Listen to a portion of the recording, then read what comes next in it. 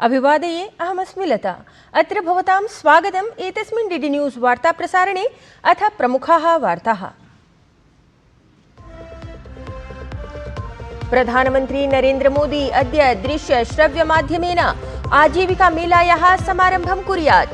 18 एतस्मिन् आजीविका मेलके 61,000 अधिकं नवनियुक्तेभ्यः युवभ्यः नियुक्तिपत्राणि प्रवर्तितानि स्युः। अधुना यावत् 11 लक्षाधिक नियुक्तिपत्राणि प्रवर्तितानि सन्ति।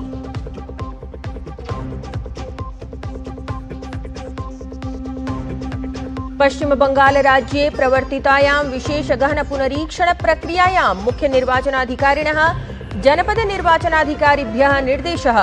पुनरीक्षण प्रक्रियावधौ विधि व्यवस्थां विरुध्य लग्नानां विरोधे तत्काल प्रभावेण प्राथमिकी भवेत् पञ्जीकृता। सत्यामावश्यकतायां वादश्रवणमपि अनिश्चितकालार्थं भवितुं शक्नोति स्थगिता। यूरोपीय परिषदः अध्यक्षः एंटोनियो कोस्टा इत्येषः अथ यूरोपीयायोगस्य अध्यक्षा उर्सुला वॉन डेर लेयेन इत्येषा अद्य प्रभृति भारतयात्रां समाचरतः। 77तमस्य गणतन्त्रदिवसस्य समारोहे मुख्यातिथित्वेन भविष्यति एतयोः उपस्थितिः। नेतृद्वयस्य यात्रामाध्यमेन भारत यूरोपीय संघ मध्ये निःशुल्क वाणिज्य व्यापारः भवितुं शक्नोति।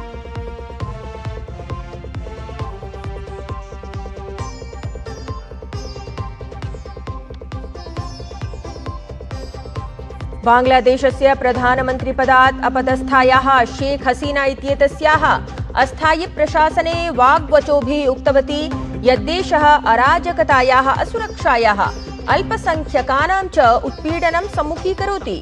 बांग्लादेशस्य नागरिकेभ्यः लोकतन्त्र पुनरानेतुं जनसमर्थनाय तया उक्तम्।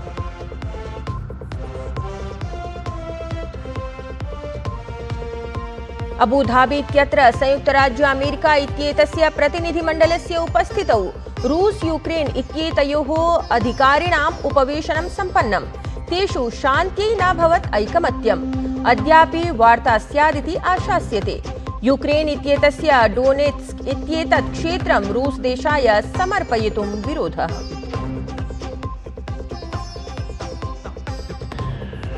क्रीडावार्तायां भारत न्यूजीलैंड दलयोः मध्ये पञ्चक्रीडानां T20 क्रिकेट श्रृङ्खलाया द्वितीयायां क्रीडायां भारतेन न्यूजीलैंड दलं 7 स्तोभ विजयपुरस्सरं पराभूतम्।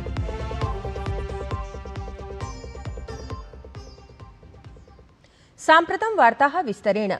देशे अद्य 45 स्थानेषु आजीविका मेला योजनं समाचरति।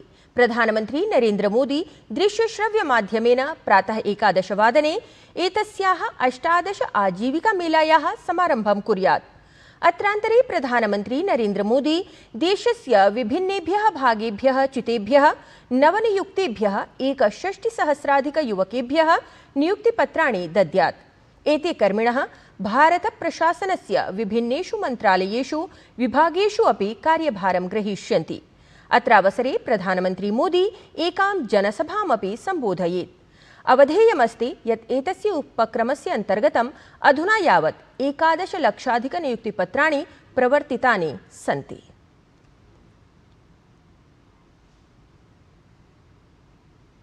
प्रधानमन्त्री नरेन्द्र मोदी अखिल केरल धीवरा सभायाः प्रतिनिधिमण्डलेन सह वार्तां विहितवान्।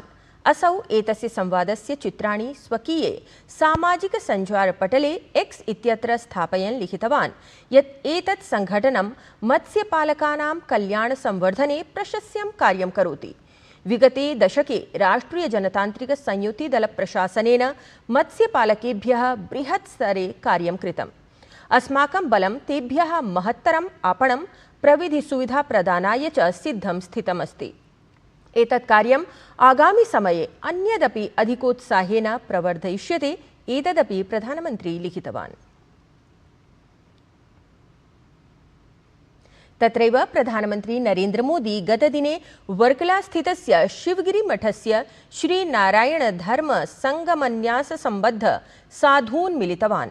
यस्य चित्राणि सामाजिकसञ्चारपटले एक्स इत्यत्र स्थापयन् प्रधानमन्त्री लिखितवान् यत् सामाजिकसेवा, शिक्षाध्यात्मिकता, सामुदायिककल्याणक्षेत्रेषु तेषां समर्पितकार्यैः अस्माकं सामाजिकस्तरे स्थायि योगदानं कृतमस्ति। श्रीनारायणगुरोः शाश्वतादर्शेषु आधृते तत्प्रयासाः समस्तसमाजे समानतायाः, सद्भावस्य, गरिम्णः च संवर्धापनं प्रवर्तमानमस्ति।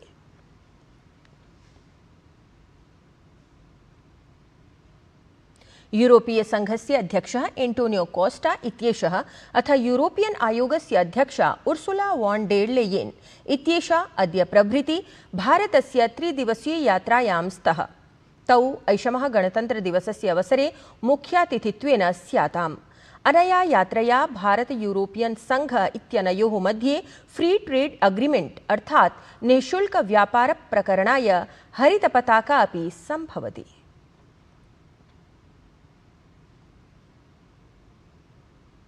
पश्चिम बंगाले मतदातृसूच्याः SIR अर्थात् विशेष गहन पुनरीक्षणस्य प्रक्रिया प्रकरणे वर्धमाने संघर्षकाले मुख्य निर्वाचनाधिकारिणः कार्यालयेन निर्देशाः प्रवर्तिताः। समस्त जनपद प्रशासनेभ्यः निर्देशः अस्ति यत् SIR इत्येतेन सम्बद्ध श्रवणस्य उत पुनरीक्षण प्रक्रियायाः काले यदि विधिव्यवस्था भग्ना भवति तर्हि तत्कालमेव FIR अर्थात् प्राथमिकी पञ्जीकृता स्यात्। झारखंड राज्यस्य सारंडा स्थले आरक्षिबलैः 17 नक्सलवादिनां शवाः प्राप्ताः। सारंडा स्थले अभियानावधौ गतदिने नक्सलिभिः आरक्षिबलानि आलक्ष्य गोलिकाप्रहारः समारब्धः। प्रत्युत्तरे आरक्षिभिः अपि कृते प्रहारे 17 नक्सलवादिनः व्यापादिताः जाताः। बांग्लादेशस्य प्रधानमन्त्रिपदात् अपदस्थायाः शेख हसीना इत्येतस्याः अस्थायि प्रशासने वाक्प्रहारः जातः। सा उक्तवती यत् वाग्वचोभिः उक्तवती यत् देशः अराजकतायाः, असुरक्षायाः, अल्पसंख्यकानां च उत्पीडनं सम्मुखीकरोति। तया उक्तं यत् बांग्लादेशस्य नागरिकेभ्यः लोकतन्त्रं पुनरानेतुं जनसमर्थनाय अत्र उपस्थिता अस्मि। दिल्ली विश्वविद्यालयस्य प्रतिष्ठिते हिंदू महाविद्यालये दार्शनिकं किरणावलीत्याख्यं प्रथमं ग्रन्थम् अधिकृत्य आयोजितायाः 7 दिवसीयायाः राष्ट्रियकार्यशालायाः समापनसत्रं नातिचिरमेव समायोजितं गतम्। अभूतपूर्वेण दार्शनिकेन उदयनाचार्येण विरचितं ग्रन्थमधिकृत्य विस्तृतचर्चार्थम् आयोजितायाम् एतस्यां कार्यशालायां मुख्यातिथिरूपेण प्रोफेसर रमाकान्त पाण्डेयः अथ प्रोफेसर शिवशङ्करमिश्रः उपस्थितौ आस्ताम्। तत्रैव कार्यक्रमे विशिष्टातिथित्वेन कैथल स्थितस्य महर्षि वाल्मीकि संस्कृत विश्वविद्यालयस्य पूर्वकुलपतिः प्रोफेसर रमेश चंद्र भारद्वाजः सहभागितां कृतवान्। भारतीय दार्शनिकानुसंधान परिषद द्वारा वित्तपोषितायाम् एतस्यां कार्यशालायां देशस्य भूयोपि शताधिकं प्रतिभागिनः सहभागितां कृतवन्तः। दशमशताब्दस्य न्यायदर्शनसम्बद्धे अद्भुते किरणावलीत्याख्ये संस्कृतग्रन्थे वर्तमानसमये कृतङ्गतः विमर्शः प्राचीनभारतीयज्ञानपरम्परायाः साम्प्रतमपि प्रासङ्गिकतां द्योतयति। कार्यशालायां विद्वद्भिः अभिव्यक्तं यत् एषः ग्रन्थः यूनां मस्तिष्कस्य तार्किकतायां, नैतिकतायाम् उपयोगित्वेन अस्ति अथ तेषां बौद्धिकरूपेण परिष्कारकरणे अपि सहायकः भविष्यति एषः ग्रन्थः। किरणावली ग्रन्थः उदयनाचार्य विरचितः वर्तते। अयं ग्रन्थः प्रशस्तपादभाष्यस्य काचित् टीका वर्तते, अतीव सुप्रसिद्धा टीका वर्तते। अत्र वस्तुतः वैशेषिकदर्शनस्य नैकानि तत्त्वानि प्रतिपादितानि वर्तन्ते, किन्तु तत्र विशिष्य या सृष्टिप्रक्रिया वर्तते अस्माकं वैशेषिकदर्शनस्य सा प्रक्रिया अतीव विस्तरेण प्रतिपादिता। तेन अस्माकं यः प्राचीनः कडादसिद्धान्तः परमाणुवादस्य वर्तते स सिद्धान्तः विस्तरेण प्रतिपादितः अस्ति। अतः आधुनिक प्राचीनचिन्तनयोः मध्ये अयं ग्रन्थः सोपानभूतः वर्तते। उदयनाचार्येण अनेके तावद् न्यायदर्शनस्य, वैशेषिकदर्शनस्य ग्रन्थमणयः प्रकाशिताः विलिखिताः। अत्र किरणावली यो हि ग्रन्थः अस्ति, अस्मिन् ग्रन्थे न्यायदर्शनस्य ये पदार्थाः सन्ति तेषां सम्यक् परिशीलनम् आचार्येण विहितमस्ति। यदि किरणावली ग्रन्थस्य सम्यक् ज्ञानं भविष्यति चेत् अन्येषां ग्रन्थानां सारल्येनैव ज्ञानं कर्तुं शक्यते, यतः पाणिनीयं काणादं च सर्वशास्त्रोपकारकम्। न्यायवैशेषिकदर्शनस्य तत्त्वं यथा उद्भासितं वर्तते तेन आधुनिकानां परिचयः अत्यन्तम् आवश्यकं वर्तते। न्यायवैशेषिकशास्त्रस्य प्राचीना काचन परम्परा आसीत्। अस्य दर्शनस्य नवीना अपि एका परम्परा अस्ति। प्राचीननवीनपरम्परयोः मध्यवर्ती अयम् आचार्यः प्राचीनपरम्परायाः तत्त्वं स्वग्रन्थेषु प्रतिपादयति।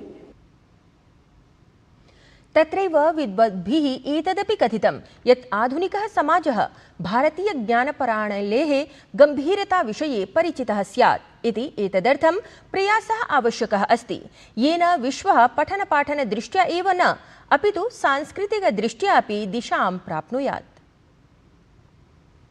दर्शनानाम् अध्ययने क्रियमाणे सति यूनां या मेधा वर्तते सा वर्धिष्यत एव। पुनश्च मनुष्यः कथ्यत एव वर्तते कश्चन विचारशीलो जन्तुः।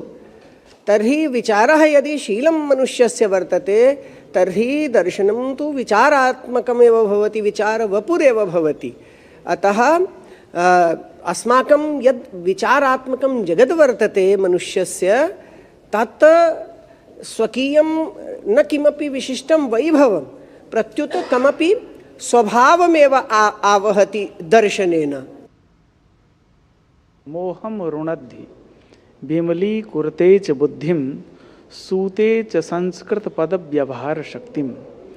मोहस्य नाशः तत्त्वज्ञानस्य प्राप्तिः। एतत् तथ्यद्वयमस्ति। एतत् तथ्यद्वयस्य पूर्तिः न्यायशास्त्राध्ययनेनैव सम्भवति। समेऽपि आचार्याः तत्त्वज्ञानान्यश्रेयसाधिगमः इति डिं डिं घोषेण उद्घोषयन्तः सन्ति। दुःखजन्म प्रवृत्तिदोषमिथ्याज्ञानानाम् उत्तरोत्तरापाये तदनन्तरापायात् अपवर्गः इति एकं सूत्रमस्ति। अनया धिया अनया रीत्या तत्त्वज्ञानं यावत् तत्त्वज्ञानं न भवति, मिथ्याज्ञानस्य निवृत्तिः कथमपि नैव सम्भवति। अतः तत्त्वज्ञानाधायकम् एतत् शास्त्रं विद्यते। न्यायशास्त्रं भवतु, वैशेषिकशास्त्रं वा भवतु, तत्त्वज्ञानोत्पादनद्वारा परमपुरुषार्थसाधकम् एतत् शास्त्रं भवति। वार्ता संस्करणमेतत् अधुना सम्पद्यते। अभिनववार्ताभिः सह पुनः उपस्थास्यामः। तावत् शुभं भूयात्।